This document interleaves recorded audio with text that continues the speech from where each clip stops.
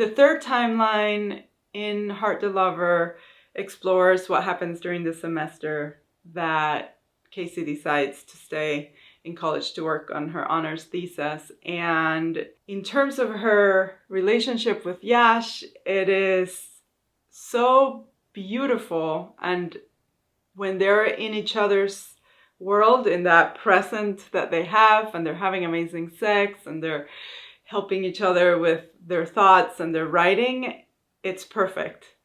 Again, you can see how this is a love that should work. However, there are all these reminders of their past that complicate the possibility that they will have a future together. They're both taking a class with Professor Gastrell, which means they get to go to the Breach House. As they are revisiting the place where they fell in love, they're also revisiting the place where she was with Sam.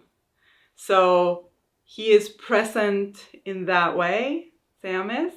And then he is present when he comes back to visit, which he does somewhat often.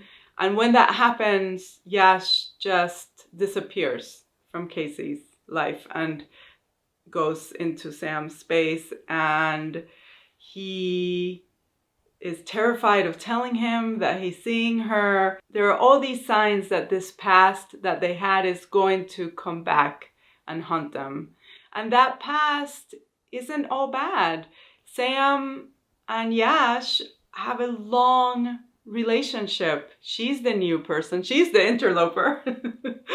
And that relationship is severely curtailing what can happen between Yash and Casey, even though when they're together in that moment when they can forget everything else, it all seems perfect. And then of course there's the question of, all right, after graduation, what? How do we make a living? How do we stay together?